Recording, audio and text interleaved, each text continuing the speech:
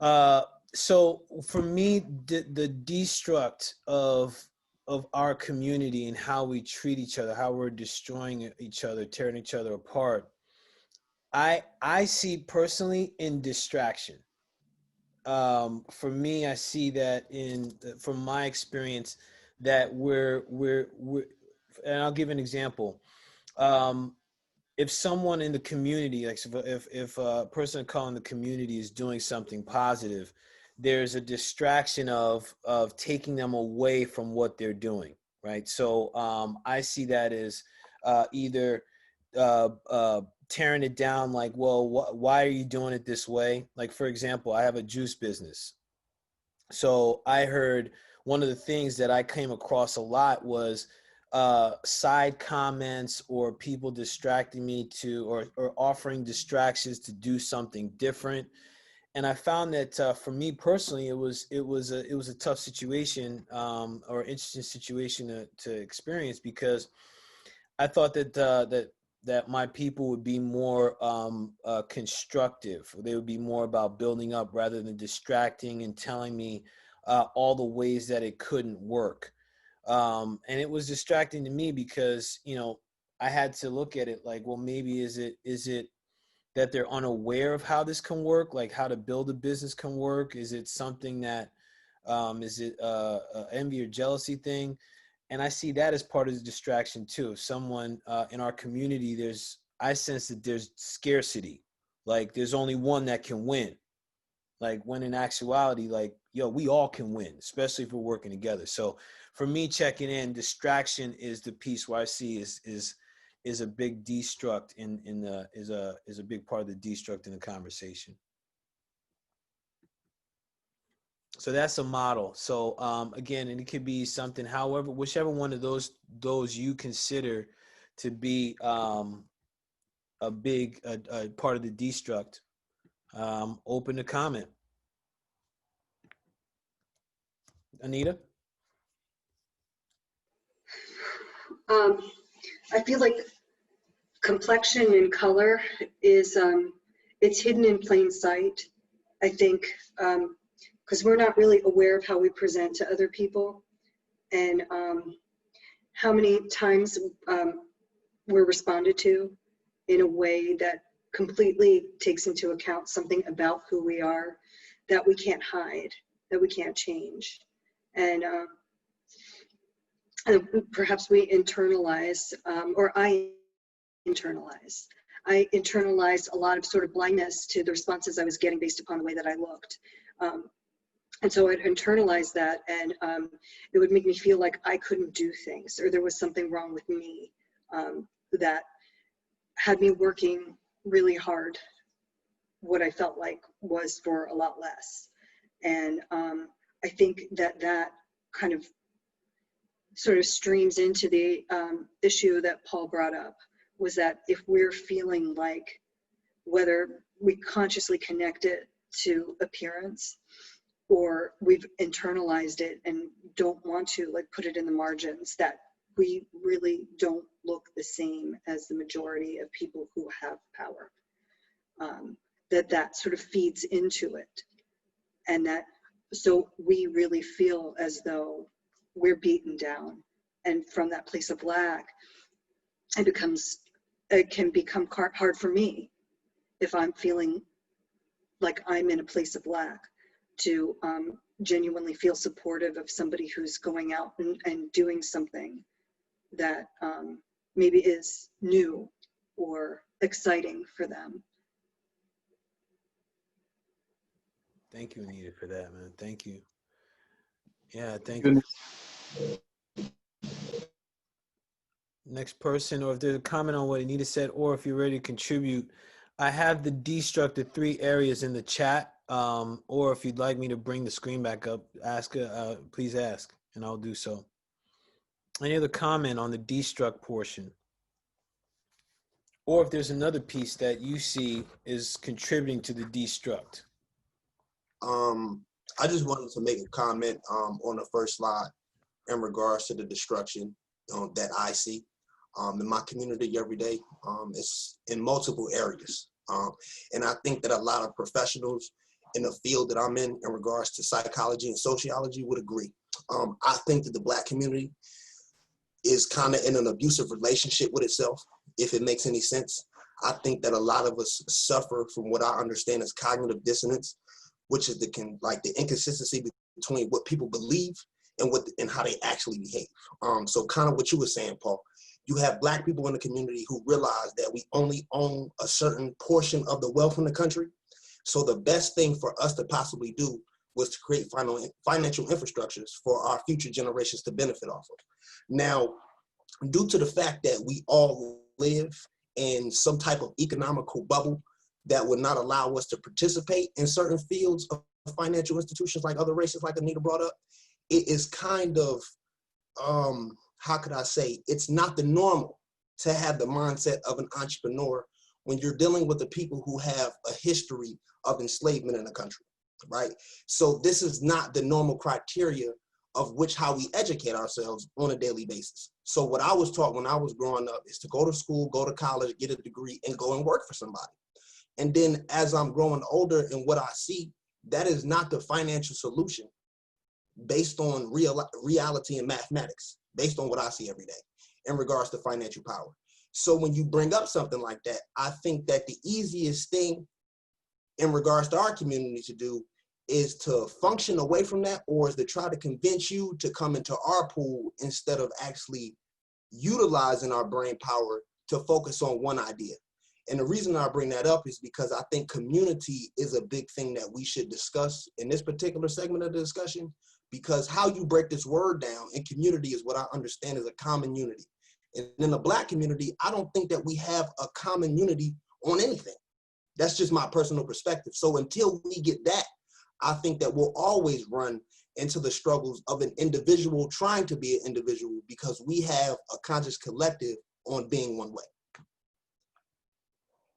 Man, thank you for that. That resonates. And what, you know what's wild is I see in a lot of conversations that same thing you were saying, as far as like there's a bunch of spread conversations, and there's really nothing there's yet to be this common thread where it's like, okay, listen, let's all focus in on this.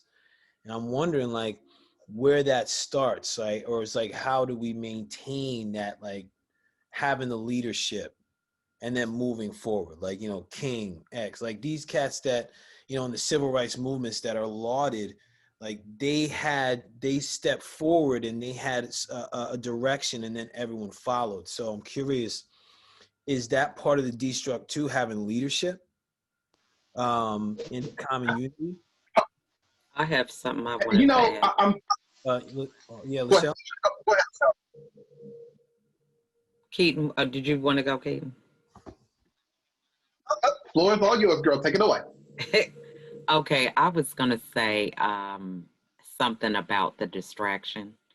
I really believe in the terms of destruction, that it really is, it begins at a very young age, where the distraction is not to think for yourself. So you are conditioned to learn a system that may not serve you. And when you follow that system and find out later in life, after losing time, skills, relationships, or whatever, that it is not the belief, or it does not merit or give you the things that you thought it was going to give you. So it's like, you know, somebody dangling a carrot in front of you, and you're thinking you're going to get this carrot, and then later on it ends up being something else. And it starts at a young age. You know, there is this fairy tale euphoria that is taught to us about, you know, what it means to be married, how to be a good mother, how to be a husband, a career person, somebody who's educated. And one of the things that I have seen just in the landscape currently with the racial tension is that you could do everything the way that you were supposed to do everything. And based on the color of your skin, based on the construct of this society that we're in, you know, you could be treated differently, it doesn't matter what your education is, what your background, what you're doing for the community or anything like that, because there is this underlying current that exists. And the fairy tale is to believe that it's not there, to act like it doesn't exist. But then we also give it power because we don't think for ourselves. So a lot of the things that the Black community gravitate to and belief system, there are many examples that don't line up with that truth. I have been told several times about white privilege, and I feel like I've had Black privilege. I got my degree. I'm an educated mother of 15. I have very many opportunities to speak and influence others. And so there's a lot of truths about the Black community that I feel don't actually represent me personally, but they represent a piece within my culture. So I think there's this idea that one of us can speak for the whole, and the whole is a representation of the individual, which I think is not true. There's the element of recognizing that within the complexity of color, there's also the complexity of experiences, of privilege, all these different things that make everybody's reality different. Thank you for that, Lachelle. And that's one of the, in my mind, as I'm listening, especially the way it's being put, I judge that the word deconstruction is more appropriate than destruct. I mean, that's one of the things that when people get angry, they look to destroy. I mean, there's a tension, there's a conflict. With deconstruction, as Michelle just did, she delineated several areas of the false narrative, of the paradigm that creates the prisons that we're in. And she talked about, future, the children. So deconstruction, it's literally identifying what those pieces are, unraveling them, deconstructing them, and passing it on. I'm not out to destroy something. I'm not in conflict with my brothers. I'm just saying that doesn't work for me, making sure I don't pass it. So it's a deconstruction of, because I'm the only one that can break beyond the walls of my prison. And it is the constructs of others that I've internalized, which was spoken to earlier, that I've internalized, is maintaining walls. And like anything in a pressure cooker, the internalization builds up, and I point my anger to someone that's like me. It's like the guy that has a bad day at work, feels disempowered, feels emasculated, and goes home and takes out on the wife and kids. I mean, it's a regular psychological thing that we destroy those that are closest to us because we don't have the power over there. Ooh. So there's a dynamic that goes really deep. And so it's a deconstruction of a paradigm that does not fit and never has fit, that we have been forced to internalize and suck up and move on and not complain. That's a good point. And I think there's sometimes issues where there are certain stereotypes that people try to mold themselves into.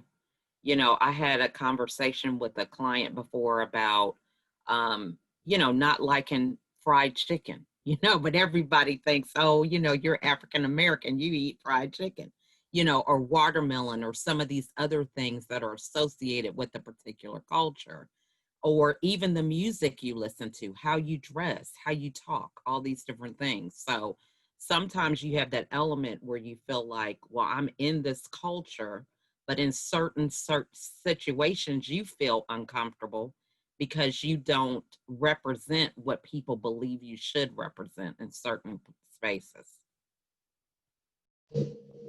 I did want to touch back on what Paul said about the leadership, because to me, that's a form of destruction when it comes to the distraction part. And it kind of just woke me up in a way, because when we had Martin Luther King, who was, of course, always a pro-Black, who was for the people. We had Malcolm X, who some people might say was challenging because he was for Black rights, but he was also, took different religions. that meant for certain things. So we have gone from 100% to 70% to basically negative 50% because you have Black people supporting Donald Trump, and every time I see that, it's literally like it's basically just like somebody setting the fire and blaming it on the other person. For what I've just seen, seeing a room full of Black people, and then when he talked wearing those hats, to seeing the Kentucky Attorney General speak at the Republican National Convention, who actually has the power to press charges against the people who killed Breonna Taylor, to me, that was a stab in the back. And that really is what worries me, is that we are starting to see that, our pro-Blackness can be used against us. Because we are definitely seeing how a person like that can definitely say, I'm your best friend. And then, you basically are just seeing him putting on this mask, pun intended, and now, like, what the hell are you doing? So going back on just that leadership part, it's just like, I can't even bring Obama into leadership. I'm not saying he didn't do his part, he didn't do a good job as a president, but I can't even count the times, people who were all for him in 2008, and then they look on the other side of his presidency, and now people are questioning, what did he really do for us? So that part, I feel like, has just really been broken because we don't have that person who can literally bring the majority, if not everybody, to one accord. Especially, right now, just even with Kamala Harris, I knew that there was going to be some form of backlash, but I saw some really nasty stuff when she got announced as the VP running mate. And that just took me to a whole nother, area of depression. So that's really something that is just a really big pain to watch because, here we are trying to get a seat at the table and, our own people are trying to remove us from it. And it's just like, how is that supposed to work? I just can't wrap my head around that. We don't belong at the table. That's an old dying paradigm. It's the two-party system that was never built to satisfy anybody other than the elite. And there are people running behind them picking up the breadcrumbs because they want a piece of the action. It's time for the two-party old paradigm to come to an end. And when I hear leadership, I'm talking about how do we move forward beyond the challenge, beyond the past, and create a whole new way of being, quote unquote, a new normal. I don't want to build it on the backs of something that was designed to destroy me and people I know. So I don't put any credence in that per se because it is part of the old paradigm. What here now as a group, even here with this small 10 people, can we energetically start to envision that will create a new world, a new way of being? And it's insidious what they've done. It really is insidious, and it goes really back and it goes really deep. And was it Einstein or somebody that said, you cannot fix the problem with the same thinking that created it. And so dump all that crap, think outside of that, because in my world, the only people that have the answer are the children. They have not yet been indoctrinated into the old system. They have not been indoctrinated, and if we do the deconstruction properly, they will not pick up the negative internal voice of I can't, I'm not worthy, I'm not good enough, I'm different. They won't pick that up. So, I mean, years ago, I realized it was my responsibility to shelter and protect them during the time of change that is coming, till they become big enough to assert and articulate what the new normal, quote unquote, will be, what the new paradigm will be. And some of them are breaking through now. The leaders of that group, like I see several of them sitting here, the leaders of that group are breaking through. So to empower them to protect the ones that are coming up behind them, I think is essential. But drop the old thinking, the two-party paradigm that started over 1,700 years ago. Don't even think in terms of that. It doesn't even belong on the table. Judgment. I don't even think it belongs on the table. Thank you, Ivy. Jerome? Yeah, this is a rich conversation. The first thing I want to say is about the distraction piece. I fall on the distraction piece. That's what I want to talk about. And if I assume that my goal is to be not only an authentic person, but to be a positive member of a community, what does distraction and destruction mean for me then? So that means what's distracting me from being that positive contributor? For me, I think it's when I forget that I'm powerful, no matter how many challenges there are, that I have choices, that I make choices on a daily basis, and that those choices are consequential. I think when I forget that I have power, personal power, then that's a huge distraction. Because then my thinking is all in the wrong place. It's not on things that I have control over. And the second thing is when I forget that it's important for me to know what my intention is, my purpose, my passion. If I'm distracted from that, no matter how engaged I am on other things, I am missing my contribution to the highest good. So number one, I need to remember that I'm powerful, what power I have with my choices. And number two, what is my intention? What are my passions, and how would I contribute to this overall world? So that's the first part about distraction. About a quick comment about leadership, going on something Paul was saying. I think, even with the civil rights movement, I think most African Americans were not on board. They were not active. And those who were active, it was a diverse group of people, and it was many people who were working on it who weren't the leader figures like the King and the X. So I think that's true today. I think the communities are diverse, all the communities we're talking about now, and that there will be a number of people who will be more active, and then there'll be people who will hit the spotlight. And so what do we do? I think what we have to do, let me start with what do I have to do?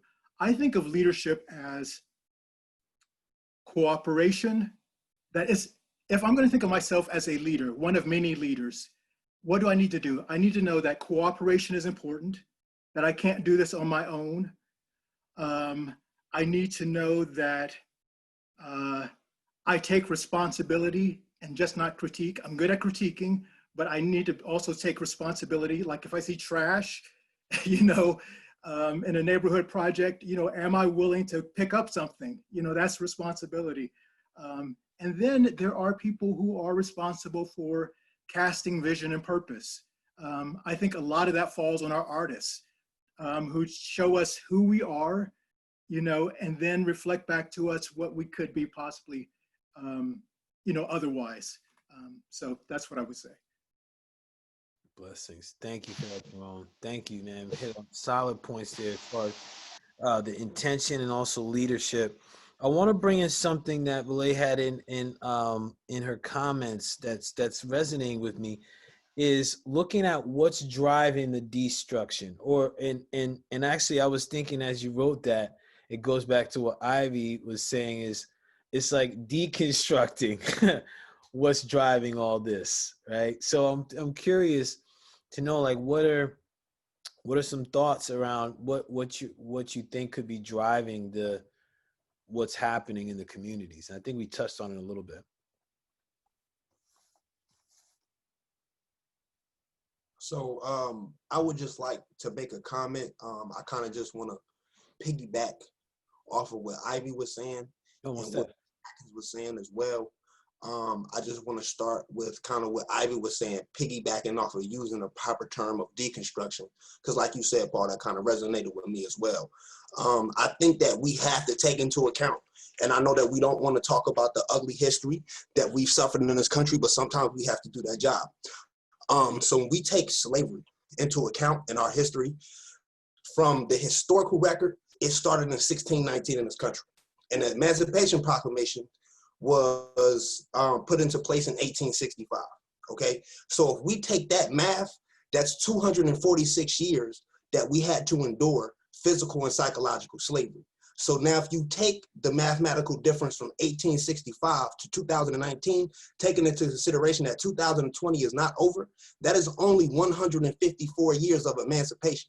So when we look at it in reality, we have a more extensive history of slavery in this country than we do of freedom, right? So when we take the difference in between these two numbers, there is 92 years of psychological recovery that we have to go through before we can even say that we've been as free as long as we've been slaves. So the recovery process that we have to take without the mental health aspect being taken into regards. So what I found from the Mental Health Institute of America in regards to indigenous people of color, 13.4 of the US population identifies as Black or African American. Out of that 13.4%, 16% identify with the mental illness. Now that's over 7 million people. That is more than the population of Houston, Chicago, and Philadelphia put together. So we have more people in the Black community who suffer from a mental illness than we do in populations of cities around the country.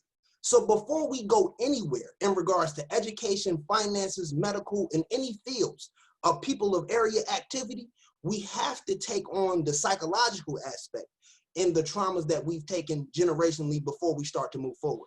And I just want to comment on what Ms. Atkins was saying in regards to stereotypes. What I know about sociology and stereotypes are only true because of the participants who make them true, okay? So it's like the individual participants of a race, they set the global construct of how the globe sees your race. So just because I'm a young Black man with dreads, the common person who does not live with me in my community would just essentially stereotype me to certain stereotypical behaviors until I open my mouth. That is because the average individual who looks like me in my community, who's young, Black, and has dreads, participate in illicit behaviors. So if it's 10 of y'all versus 1 of me, when I go to China, they're gonna look at me just like they look at y'all. So until we get our behaviors together as a collective and we have people looking at us in another way of light, we can't expect other people from other races to treat us any better. So that's just kind of what I wanted to say. Okay, one thing I want to add with that, if I could, is, you know, we definitely need to know our history. I definitely agree with that. But I think sometimes it's hard to move forward when you're stuck in the past. And by that, I say there's so many people with different perspectives to where that past is not their reality. So if we stay in that past, it's kind of like insanity to some extent because we are trying to solve the same problems with the same measures. So I challenge people to go back. We've had protests before. You know, now I think it's very important for us to speak our mind, come together. I'm not out there protesting, and I have 15 children, and I feel that my voice matters. What I choose to do is use the platforms that I'm given to educate people and let them know and speak out. But at the same time, I don't have time being 49 years old to keep doing the same things. It's not getting the results that I desire to get. So my choice is to take the baton and start where I'm at and to move forward rather than keep on bringing up. It's like somebody who needs glasses. I'm not going to keep telling you, look, you can't see this, you can't see this. Can you see what letter this is? What letter? Can I just get some glasses so I can see and move forward? So I think a lot of us are getting stuck. Now, the pain is real. I get that. But we're going to have to learn different coping strategies to get rid of that pain. Because what we're doing is displacing that anger and resentment and bitterness on people that don't deserve it. I don't have that option as a mom. There's times that, hey, one of my kids, I may spank one thinking that they did something that the other one said, they end up lying on them, right? Because people are human. So if we depend on them to be the ones that's going to save us, we're going to be in a lot of trouble because we all make mistakes. I do want to challenge, if I say your name wrong, please forgive me. Nkai, is that right? Yes. Thank you. Okay, I did want to challenge you though on that mental health front because you can't just sit there. I mean, I'm not saying you said this, but we can't just base the mental illness just on one thing, because that mental illness can also be based on the history of slavery, what people have had to deal with. But me being a different generation, I can't speak on the slavery front. I can't speak on the civil rights movement because I have not. I've only known those through television and school books. I know, speaking personally, dealing with me having to deal with my mental health. My mental health is basically what we're dealing with right now, with all of the backlash that I saw with Kamala Harris, with what I'm seeing with this war, with this basically war that we call it election, and basically everything that's gone with it. I mean, just in these last 6 months alone, it's basically been one nightmare to the next. So I think what also needs to be understood is that everything comes from of some sorts. And not saying this is what you said, but when you were expressing that mental health stuff, it's like, okay, but we need to break that down because there's a root to it. It's not just people that got mental illness for the same something got it. So that's really what I wanted to just put out there is that yes, mental illness is an issue, but it also needs to be put in, we need to give it a reason to why it is that we're feeling this way. That's like I'm saying, my mental state is based on what's being dealt with right now, politically and with everything that goes with it. But I know for somebody else, it could be Martin Luther King, the fact that they were fighting and they were dealing with, being beat, I'm pretty sure there's people who are still dealing with that when they were living through that era. People who lived through slavery, I'm pretty sure that when they didn't have to go through that area no more, I'm pretty sure that they had their mental issues too. So it does go in different areas for different people. But it is basically, altogether, it is a problem overall that we are not talking about. Yeah. If you forget the past, you do repeat it. So I do believe, like Michelle says, it is important to get encapsulation and understand the past. Right now, currently, they are erasing slavery from the school books. They are teaching it under a whole different model that we came here willingly to help build this country and that we had a great, glorious life. That's what's being taught. So a lot will be forgotten, number one. Number two, yes, I understand, like Michelle said in the chat, that it is an individual issue. But what is the piece that's underlining it and propping it up? I can't remember who said it, but there comes a time when we got to stop pulling people out of the river and go upstream to see who's pushing them in and stop it at its source. So one of the things that we are dealing with, which can be an underlying part of the rise in mental illness, is the fact that science has shown that a constant barrage of words, constructs, and images affect our DNA. So when we go back through history, our DNA has been trampled on. That makes things a lot more difficult and opens up the door for a lot more problems and health issues. If you look at the food supply chain, the food that's being supplied to Black communities or poor communities or indigenous communities, if you're not growing your own, is subpar. It is not there to support the system of a healthy, maturing individual. And those are the foods that you can feed, a poor person can feed, the McDonald's, the quickie things. And that's having an impact on our bodies. The psychological, I think Anita kept bringing up media. The psychological impact of the subtle things on the media is creating that discord, that discomfort, that spiritual disquietude. So yes, you can go through and go play whack-a-mole and address each individual person's mental challenges, or you can go upstream and put a stop based on history to what's causing it, because that's what's the construct that's being passed down from generation to generation. So you use the word indigenous. Prior to 2000, prior to the year 0 to about 300, everybody was indigenous. Everybody related to and in relationship to the earth, to the cycle of the earth, to the cycles of the moon, and in community. It takes a community to raise a child. Everybody was there. And throughout the years on every continent, every people have risen up against this system that we're still challenging and confronting today, only to have been given a new pair of underwear, and it's usually somebody else's. The leadership still remains in place.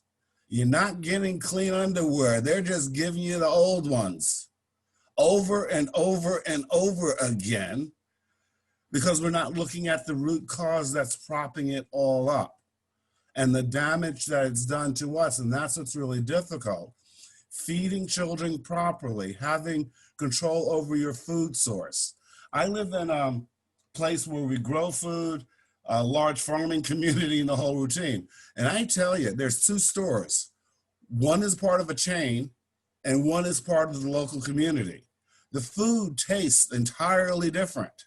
It really is a huge difference in the quality of food. I go to the chain store and I buy meat and I'm looking at it like, what is this?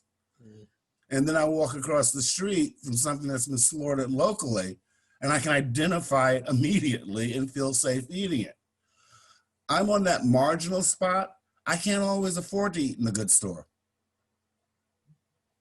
I don't have to go to McDonald's, luckily, so I'm stuck with the chain store. And sometimes I'm sitting here eating my meat and wondering what the heck my food, I'm wondering what the heck am I putting in my body and what the impact is. So there's a lot of things that contribute to it, and addressing them one person at a time or one symptom at a time is not going to solve the issue.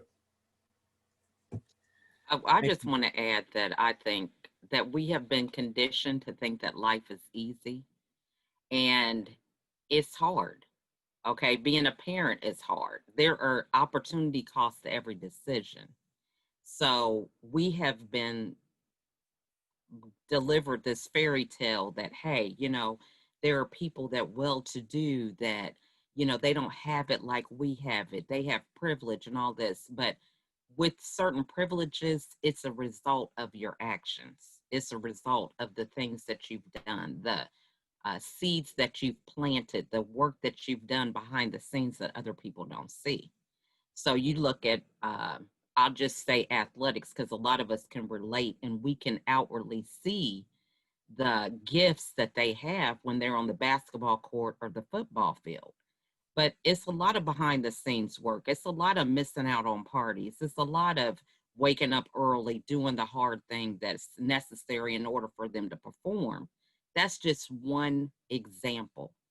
This is happening in people's lives. So you have to think about, if it's going to be hard, which it is, whether you're renting a house or you own it, you still have to do the same work. But it's up to you on you deciding what you're working for.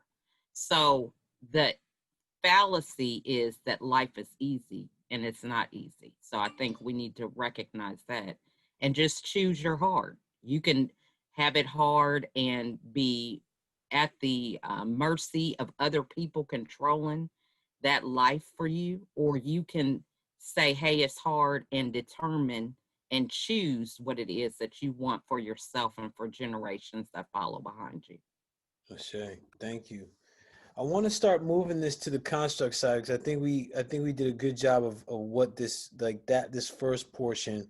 Before I do that, though, I want to check in with James and Sophia. Did you have a piece that you want to contribute to this before we move on?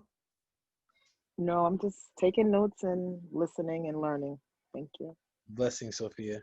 James, you all good? Yeah, same. Yeah, all good. Enjoying the discussion. All right, excellent. Okay. So before we move into the construct, I want us to clear. All right, so because we had our mindset on this, and we're going to take some of the components that we talked to in the destruct slash deconstruction. So I want us to, we're going to take some breaths here. So I'd like you to get set in your seat. What I mean by that is get your back against your seat or lengthen your spine, feet flat against the floor. You can have your hands on your belly, one hand on top of the other, or if you prefer a mudra, you could do a mudra. And I'm going to have you take a nice deep breath in through your nostrils. hold it for a second, open your mouth, and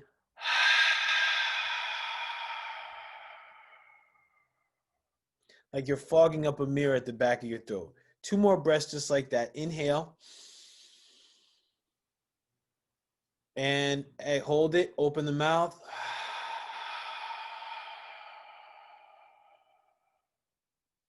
Inhale. Pause. Open your mouth.